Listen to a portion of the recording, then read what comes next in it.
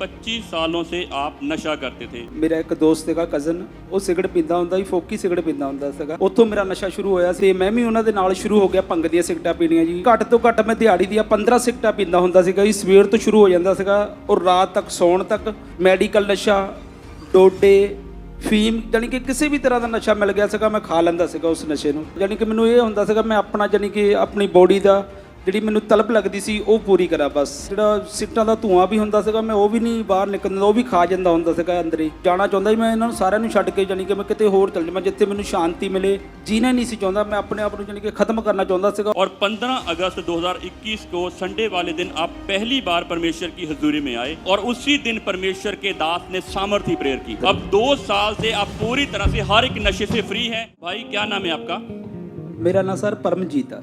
और कहाँ के रहने वाले हैं आप? ਮੈਂ ਲੁਧਿਆਣਾ ਤੋਂ ਸਰ। और क्या गवाही है आपके जीवन की? अपनी गवाही को बताएं। ਨਸ਼ੇ ਦੀ ਗਵਾਹੀ ਹੈ ਸਰ ਮੇਰੇ। और कितने सालों से नशा करते थे? 25 ਸਾਲ ਤੋਂ ਜੀ। ਮੇਰਾ ਨਸ਼ਾ ਸ਼ੁਰੂ ਹੋਇਆ ਸੀਗਾ ਜੀ ਸਿਗਰਟ ਤੋਂ। ਮੇਰਾ ਇੱਕ ਦੋਸਤ ਸੀਗਾ ਕਜ਼ਨ, ਉਹ ਸਿਗਰਟ ਪੀਂਦਾ ਹੁੰਦਾ ਸੀ, ਫੋਕੀ ਸਿਗਰਟ ਪੀਂਦਾ ਹੁੰਦਾ ਸੀਗਾ। ਉੱਥੋਂ ਮੇਰਾ ਨਸ਼ਾ ਸ਼ੁਰੂ ਹੋਇਆ ਸੀ। ਮੈਂ ਉਹਦੇ ਨਾਲ ਲੱਗ ਕੇ ਫੋਕੀਆਂ ਸਿਗਰਟਾਂ ਪੀਣ ਲੱਗ ਗਿਆ। ਔਰ ਜਦੋਂ ਫੋਕੀ ਸਿਗਰਟ ਪੀਂਦਾ ਸੀ ਮੈਂ ਕਲਾਸੀਕਲ ਦੀ ਸਿਗਰਟ ਪੀਂਦਾ ਸੀ, ਠੰਡੀ ਸਿਗਰਟ। ਉਹਦੇ ਨਾਲ ਮੇਰਾ ਕੁਛ ਨਹੀਂ ਬਣਦਾ ਹੁੰਦਾ ਸੀਗਾ ਜੀ। ਉਸ ਤੋਂ ਬਾਅਦ ਮੈਂ ਜਦੋਂ ਦੇਖਿਆ ਵੀ ਮੇਰੀ ਸੁਸਾਇਟੀ ਬਦਲਣੀ ਸ਼ੁਰੂ ਹੋ ਗਈ ਆਪਣੀ ਹੋਰ ਯਾਰਾਂ ਦੋਸਤਾਂ ਦੇ ਨਾਲ, ਉਹ ਪਰ ਸਿਗਰਟਾਂ ਦੂਸਰੀਆਂ ਪੀਂਦੇ ਸੀ ਭਰ ਕੇ ਭੰਗ ਦੀਆਂ, ਅਤੇ ਮੈਂ ਵੀ ਉਹਨਾਂ ਦੇ ਨਾਲ ਸ਼ੁਰੂ ਹੋ ਗਿਆ ਭੰਗ ਦੀਆਂ ਸਿਗਰਟਾਂ ਪੀਣੀਆਂ ਜੀ। 1 ਸਿਗਰਟ ਪੀਤੀ, 2 ਸਿਗਰਟ ਪੀਤੀ, ਹੌਲੀ ਹੌਲੀ ਮੇਰੀ ਕਪੈਸਿਟੀ ਵੱਧਦੀ ਰਹੀ। ਔਰ ਘੱਟ ਤੋਂ ਘੱਟ ਮੈਂ ਦਿਹਾੜੀ ਦੀਆਂ 15 ਸਿਗਰਟਾਂ ਪੀਂਦਾ ਹੁੰਦਾ ਸੀਗਾ ਜੀ। ਸਵੇਰ ਤੋਂ ਸ਼ੁਰੂ ਹੋ ਜਾਂਦਾ ਸੀਗਾ ਔਰ ਰਾਤ ਤੱਕ ਸੌਣ ਤੱਕ ਔਰ ਸੁਬਾਹ ਉੱਠਣ ਤੱਕ। ਸਿਗਰਟਾਂ ਦੇ ਮੇਰਾ ਨਸ਼ਾ, ਮੇਨ ਨਸ਼ਾ ਮੇਰਾ ਸਿਗਰਟਾਂ ਦਾ ਸੀਗਾ। ਉਸ ਤੋਂ ਬਾਅਦ ਜੋ ਮੈਨੂੰ ਮਿਲ ਗਿਆ ਜੀ, ਮੈਡੀਕਲ ਨਸ਼ਾ, ਡੋਡੇ, ਫੀਮ, ਜਾਣੀ ਕਿ ਕਿਸੇ ਵੀ ਤਰ੍ਹਾਂ ਦਾ ਨਸ਼ਾ ਮਿਲ ਗਿਆ ਸੀਗਾ ਮੈਂ ਖਾ ਲੈਂਦਾ ਸੀਗਾ ਉਸ ਨਸ਼ੇ ਨੂੰ, पी लेंदा सीगा। सिगरेट के बीच में से तंबाकू आप निकालते थे, उसमें भांग का नशा मिक्स करते थे, फिर उस सिगरेट को भरते थे, फिर उसे पीते थे और दिन भर में लगभग आप 15 से 20 सिगरेट पी जाते थे। जी ब्रदर। और इतना नशे का ओवरडोज आप करते थे, तो उसके कारण कैसा आपका जीवन हो गया था वो भी बताएं आप। ਜੀਵਨ ਮੇਰਾ ਸਰ ਬਹੁਤ ਘਟੀਆ ਸੀਗਾ। ਜਾਣੀ ਕਿ ਮੈਨੂੰ ਇਸ ਚੀਜ਼ ਬਾਰੇ ਪਤਾ ਨਹੀਂ ਸੀ ਹੁੰਦਾ ਵੀ ਨਸ਼ਾ ਕਰਨ ਦੇ ਨਾਲ ਵੀ ਕੋਈ ਆਪਾਂ ਨੂੰ ਨੁਕਸਾਨ ਹੋਊਗਾ ਜਾਂ ਕਿਸ ਤਰ੍ਹਾਂ ਦੀ ਵੀ ਪ੍ਰੋਬਲਮ ਹੋਊਗੀ, ਇਸ ਬਾਰੇ ਮੈਨੂੰ ਨੌਲੇਜ ਨਹੀਂ ਸੀ। ਜਾਣੀ ਕਿ ਮੈਨੂੰ ਇਹ ਹੁੰਦਾ ਸੀਗਾ ਮੈਂ ਆਪਣਾ ਜਾਣੀ ਕਿ ਆਪਣੀ ਬੋਡੀ ਦਾ ਜਿਹੜੀ ਮੈਨੂੰ ਤਲਬ ਲੱਗਦੀ ਸੀ ਉਹ ਪੂਰੀ ਕਰਾਂ ਬਸ। जब आपके परिवार वालों को पता चला तो उस समय उनका क्या रिएक्शन था, उन्होंने क्या कहा फिर आपको? ਉਹ ਮੈਨੂੰ ਬੁਰਾ ਭਲਾ ਕਹਿੰਦੇ ਸੀਗੇ ਜੀ, ਪਰ ਮੈਂ ਉਹਨਾਂ ਦੀ ਗੱਲ ਨਹੀਂ ਸੀ ਮੰਨਦਾ ਹੁੰਦਾ। ਮੈਂ ਆਪਣੀ ਮਰਜ਼ੀ ਕਰਦਾ ਹੁੰਦਾ, ਜੋ ਮੈਨੂੰ ਵਧੀਆ ਲੱਗਦਾ, ਜਾਣੀ ਕਿ ਜੋ ਮੇਰੇ ਮਨ ਨੇ ਕਿਹਾ ਜਾਂ ਮੇਰੇ ਦਿਮਾਗ ਨੇ ਕਿਹਾ ਮੈਂ ਉਹੀ ਕਰ ਲੈਂਦਾ ਸੀਗਾ। तो शादी के बाद फिर कैसा जीवन था? कुछ नशा कम हुआ या और बढ़ गया? ਨਹੀਂ, ਨਸ਼ਾ ਤਾਂ ਉਸੇ ਤਰ੍ਹਾਂ ਸੀਗਾ ਜੀ। ਸ਼ਾਦੀ ਤੋਂ ਬਾਅਦ ਵੀ ਮੈਨੂੰ ਇੰਨਾ ਨਹੀਂ ਸੀਗਾ, ਮੈਨੂੰ ਸਿਰਫ ਇਹ ਸੀਗਾ ਵੀ ਮੇਰੀ ਮੈਰਿਜ ਹੋ ਗਈ ਆ ਵੀ ਠੀਕ ਆ ਚਲੋ ਕੋਈ ਨਹੀਂ, ਪਰ ਮੇਰਾ ਜੋ ਨਸ਼ਾ ਸੀਗਾ ਉਸੇ ਤਰ੍ਹਾਂ ਸੀਗਾ ਨਸ਼ਾ। हाँ जी, उस तो बढ़े ही होगा, यानी कि घटिया नहीं होगा ये। और आप बता रहे कि जब नशा बढ़ जाता था तो आपको अपनी सुध-बुध नहीं रहती थी। ਜਿਹੜਾ ਸਿਗਰਟਾਂ ਦਾ ਧੂਆਂ ਵੀ ਹੁੰਦਾ ਸੀਗਾ ਮੈਂ ਉਹ ਵੀ ਨਹੀਂ ਬਾਹਰ ਨਿਕਲਣ ਦਿੰਦਾ, ਉਹ ਵੀ ਖਾ ਜਾਂਦਾ ਹੁੰਦਾ ਸੀਗਾ ਅੰਦਰ ਹੀ। ਤੇ ਜਾਣੀ ਕਿ ਬਹੁਤ ਜਾਣੀ ਕਿ ਮੈਨੂੰ ਮੁਸ਼ਕਲ ਹੁੰਦੀ ਸੀਗੀ ਇਸ ਚੀਜ਼ਾਂ ਬਾਰੇ, ਪਰ ਮੈਨੂੰ ਇਹ ਨਹੀਂ ਸੀ ਮੈਂ ਛੱਡ ਦੇਵਾਂ। ਜੇ ਛੱਡਣ ਦੀ ਮੈਂ ਕੋਸ਼ਿਸ਼ ਵੀ ਕਰਦਾ ਸੀ, ਥੋੜੀ ਦੇਰ ਛੱਡ ਦਿੰਦਾ ਸੀਗਾ, ਜਦੋਂ ਸੁਸਾਇਟੀ ਦੇ ਵਿੱਚ ਰਲਦਾ ਸੀਗਾ ਤੇ मैं फिर पीने लग जाता सीगा। और ऐसे ही आपका जीवन नशे से पूरी तरह बर्बाद हो चुका था। और आपने बताया कि जब आप रात को सोने की कोशिश करते थे तो नशा आपका इतना ओवरडोज होता था कि जब आप सोते थे तो भी आपको मुर्दे लोग दिखाई देते थे और कुछ आपको ऐसा लगता था कि कोई आकर मेरे साथ गलत संबंध बना रहा। हाँ जी, हाँ जी ब्रदर, मैं बहुत जानी कि परेशान सीगा इस चीज़ों तो भी दुष्ट आत्मा गलत संबंध बनाते आ। बहुत जानी कि मेरी लाइफ मैनू बहुत जानी कि दूसरा सीगा प्रॉब्लम दे विच सीगा मैं इस चीज़ों तो। और आपने बताया कि आपने कई बार नशा छोड़ने की कोशिश की और काफ़ी सारी अन्य जगहों पर भी गए, कैसे बाबे चेलों के पास गए थे आप? हाँ जी, हाँ जी, मैं गया सीगा बाबिਆਂ ਦੇ ਕੋਲ ਵੀ, 5-7 ਬਾਬਿਆਂ ਦੇ ਕੋਲ ਵੀ ਗਿਆ ਤੇ ਡਾਕਟਰਾਂ ਦੇ ਕੋਲ ਵੀ ਗਿਆ ਸੀਗਾ ਜੀ। ਉਹਨੇ ਮੈਨੂੰ ਇਹੀ ਕਿਹਾ ਸੀ ਵੀ ਜਿਸ ਹਿਸਾਬ ਦੀ ਕੰਡੀਸ਼ਨ ਦੇ ਵਿੱਚ ਤੂੰ ਹੈਗਾ ਆ ਵੀ ਸਮੋਕਿੰਗ ਤੈਨੂੰ ਬੰਦ ਕਰਨੀ ਪਊਗੀ ਤੇ ਤੇਰੇ ਵਾਸਤੇ ਤਾਈਓ ਫਾਇਦਾ, ਤੂੰ ਤਾਈਓ ਬਚ ਸਕੂੰਗਾ। ਪਰ ਮੈਂ ਉਹਨਾਂ ਦੀ ਗੱਲ ਥੋੜ੍ਹੀ ਦੇਰ ਮੰਨੀ, ਚਲੋ ਮੈਂ ਕਿਹਾ ਕੋਈ ਗੱਲ ਨਹੀਂ ਵੀ ਦੇਖ ਲੈਂਦੇ ਮੰਨ ਕੇ। ਔਰ ਉਹਨੇ ਮੈਨੂੰ ਦਵਾਈ ਵੀ ਦਿੱਤੀ, ਮੈਂ ਦਵਾਈ ਖਾਂਦਾ ਰਿਹਾ, ਪਰ ਦਵਾਈ ਵੀ ਮੈਨੂੰ ਇੰਨਾ ਦੂਸਰਾ ਨਹੀਂ ਅਸਰ ਕੀਤੀ। ਫਿਰ ਮੈਂ ਜਾਣੀ ਕਿ ਦਵਾਈ ਬੰਦ ਕਰਕੇ ਮੈਂ अपनी मर्जी करनी शुरू करती सी। फिर मैं स्मोकिंग और सिगरेटां भंग दियां पीन लग गया सीगा जी। आपने एक बात और अपनी गवाही में बताई है कि आपका जो प्रेम था आपकी फैमिली के साथ बिल्कुल खत्म हो चुका था। मैनू ब्रदर कुछ भी जानी कि चंगा नहीं सी लगदा हुंदा।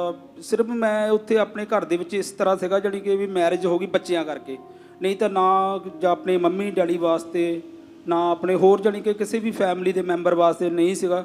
ਮੈਨੂੰ ਸਿਰਫ ਮੈਂ ਇਸ ਗੱਲੋਂ ਜਾਣਾ ਚਾਹੁੰਦਾ ਸੀ, ਮੈਂ ਇਹਨਾਂ ਨੂੰ ਸਾਰਿਆਂ ਨੂੰ ਛੱਡ ਕੇ ਜਾਣੀ ਕਿ ਮੈਂ ਕਿਤੇ ਹੋਰ ਚਲ ਜਾਵਾਂ ਜਿੱਥੇ ਮੈਨੂੰ ਸ਼ਾਂਤੀ ਮਿਲੇ ਔਰ ਮੇਰਾ ਮਨ ਖੁਸ਼ ਰਹੇ, ਮੈਂ ਜਾਣੀ ਕਿ ਆਪਣੀ ਮਰਜ਼ੀ ਪੂਰੀ ਕਰ ਸਕਾਂ। ਜੀਣਾ ਨਹੀਂ ਸੀ ਚਾਹੁੰਦਾ, ਮੈਂ ਆਪਣੇ ਆਪ ਨੂੰ ਜਾਣੀ ਕਿ ਖਤਮ ਕਰਨਾ ਚਾਹੁੰਦਾ ਸੀਗਾ। ਔਰ ਮੈਨੂੰ ਮੇਰੇ ਮਨ ਦੇ ਵਿੱਚ, ਮੇਰੇ ਦਿਲ ਦੇ ਵਿੱਚ ਇਹੀ ਹੁੰਦਾ ਸੀਗਾ ਵੀ ਤੂੰ ਜਾਂ ਇਸ ਇੱਦਾਂ ਕਰ ਵੀ ਟ੍ਰੇਨ ਥੱਲੇ ਆ ਜਾ, ਜਾਂ ਕਰ ਤੂੰ ਦਰਿਆ ਦੇ ਵਿੱਚ ਛਾਲ ਮਾਰ ਦੇ, ਜਾਂ ਜਿੱਦਾਂ ਰੋਡ ਦੇ ਉੱਪਰ ਮੈਂ ਬਾਈਕ ਤੇ ਜਾਂਦਾ, ਟਰੱਕ ਲੰਘਦੇ ਉਹਦੇ ਥੱਲੇ ਵੀ ਆ ਜਾ, ਤੂੰ ਟਰੱਕ ਥੱਲੇ ਆ ਜਾ, ਜਾਂ ਆਪਣੀ ਕੋਈ ਨਬਜ਼ ਕੱਟ ਲਾ, भी जानी कि अपने खत्म कर दे बस। और इसकी वजह आपने बताया कि आपकी बहुत सारी प्रॉपर्टी थी जो काफ़ी महंगी थी, वो पूरी आपने बेच दी नशे के लिए। इस हिसाब के नाल आपां चलदे हां भी हुण दे हिसाब दे नाल घट तो करोड़ तो ऊपर ही सीगी। तो इतनी आपकी महंगी प्रॉपर्टी थी, एक अच्छी प्लेस पे थी, वो सारी आपने बेच दी जी, और सारा पैसा आपका नशों में ऐसे चला गया जी। और ये भी एक वजह थी कि आप अपने आप को खत्म करना चाहते थे, जी। पूरी तरह से थक चुके थे, हार चुके थे, अपने जीवन में निराश हो चुके थे।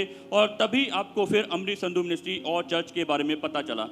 कैसे पता चला भाई, किसने बताया आपको? मेरे सिस्टर है सर अपने, उन्होंने आपको और चर्च के बारे में बताया जी। और उसके बाद आपने चर्च में आने का फैसला किया जी। और 15 अगस्त 2021 को संडे वाले दिन आप पहली बार परमेश्वर की हजूरी में आए जी ब्रदर। और उसी दिन परमेश्वर के दास ने सामर्थी प्रेयर की। मैं कमांड करता हूं, घोषणा करता हूं, आज हर एक पाप आपकी जिंदगी को छोड़ के चला जाएगा। आज हर एक पाप की गुलामी से आप आजाद हो जाओगे यीशु नासरी के नाम में। ऑनलाइन आप हर एक पाप की गुलामी से आज फ्री हो जाओगे। और भाई जैसे ही परमेश्वर के दास ने ये प्रेयर की तो आप चर्च में मौजूद थे उस दिन जी ब्रदर। और इस प्रार्थना ने आपके हृदय को छुआ और क्या महसूस हुआ उसके बाद आपको? ਮੈਨੂੰ ਇਸ ਚੀਜ਼ਾਂ ਬਾਰੇ ਨਹੀਂ ਪਤਾ ਹੁੰਦਾ ਜੀ, ਪਹਿਲੀ ਵਾਰੀ ਚਰਚ ਆਇਆ ਔਰ ਮੈਨੂੰ ਜਦੋਂ ਵਰਡ ਰਿਸੀਵ ਕੀਤਾ ਪਾਸਟਰ ਜੀ ਦਾ ਮੈਨੂੰ ਵਧੀਆ ਲੱਗਾ। ਮੈਂ ਕਿਹਾ ਵੀ ਇਸ ਤਰ੍ਹਾਂ ਵੀ ਹੋ ਸਕਦਾ ਆ, ਤੇ ਮੈਂ ਆਪਣੀ ਕਰਕੇ ਇਸ ਚੀਜ਼ ਨੂੰ ਰਿਸੀਵ ਕੀਤਾ। और उसके बाद जब आप घर पे गए तो फिर क्या हुआ, आपके जीवन में क्या बदलाव हुआ उसके बाद?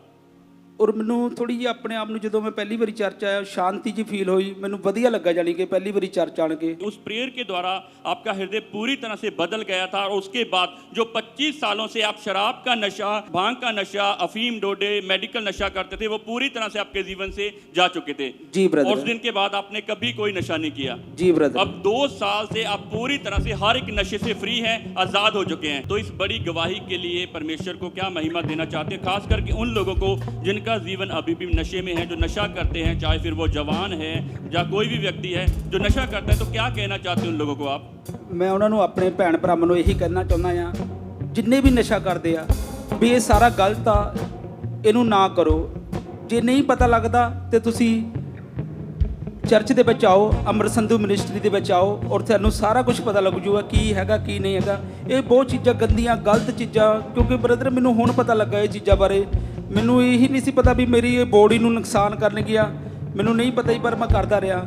ਪਰ ਮੈਂ ਇਹੀ ਮੈਸੇਜ ਦੇਣਾ ਚਾਹੁੰਦਾ ਹਾਂ ਆਪਣੇ ਭਰਾਵਾਂ ਨੂੰ ਵੀ ਇਸ ਚੀਜ਼ਾਂ ਤੋਂ ਦੂਰ ਹੋਵੋ ਔਰ ਚਰਚ ਦੇ ਨਾਲ ਜੁੜੋ ਔਰ ਅਮਰ ਸੰਧੂ ਮਿਨਿਸਟਰੀ ਦੇ ਨਾਲ ਜੁੜੋ ਔਰ ਉਹਨਾਂ ਦੇ ਵਰਡ ਰਿਸੀਵ ਕਰੋ ਔਰ ਤੁਹਾਡੀ ਜ਼ਿੰਦਗੀ ਬਦਲ ਜਾਊਗੀ।